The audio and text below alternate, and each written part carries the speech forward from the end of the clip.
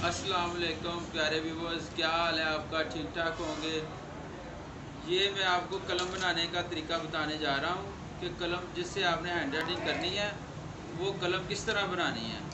तो ये आप ध्यान कर लें, ये पेपर कटर आपने लेना है और ये कलमें हैं। एक पूरा पैकेट आप ले लें, सबसे बेहतर है। ठीक है। ये कलम का टक किस तरह बनाना है, सिंपल आपको बाज़ार से इस तरह कलमें मिलेंगी। ये देखिए नोकदार होती हैं ये कलमें, ये देखिए इस तरह सब होंगी। इसको हम टक लगाने जा रहे हैं।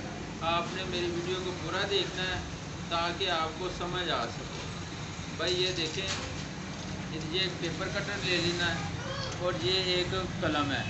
ये सब कलमों की एक जैसी कटिंग होगी इंशाल्लाह ताला। ये देखें इस तरह आराम से आपने करना है, ऐसे नहीं चलाना। आपने ऐसे चलाओगे आगे कोई होगा उसको ये कटर लग सकता है। ठीक है। तो आपने भाई इस तरह ऐसे ऐसे बनानी है, ये इस तरह बनानी है आपने। फिर ऐसे ये देखें, वीडियो को अच्छी तरह भाई देखें।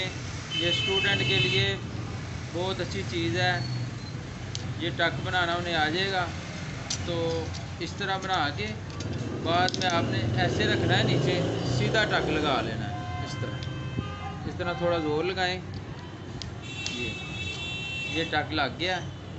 तो इसके बाद मैं आपको दुआत बनाने का तरीका बताऊंगा। ये दुआत कोई डब्बी आपने लेने नहीं, खुले मुंह वाली।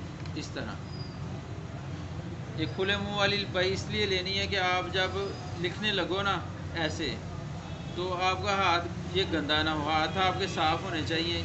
अगर छोटा मुंह होगा तो फिर हाथों को ऐसे ऐसे स्याही लगेगी तो वो हाथ गंदे होंगे। हाथ आपने गंदे नहीं करने। इधर करो, $2 की आपने सैशे लेने, $2 की सैशे लेके इसके अंदर डाल दें। बाद में ये डोरी मिलती है बाज़ार से, ये डोरी लें, ऐसे ऐसे कर लें, डोरी थोड़ी सी ले लें। इस तरह ये डोरी है भाई, इस तरह ले लें। तो ये काट के कैंची से इस तरह ये काटें और इसके अंदर डाल, ये देखिए ऐसे डालें। ठीक है। ये आज की वीडियो में मैंने बताया है कि कलम किस तरह बनानी है और दुआत किस तरह की होनी चाहिए।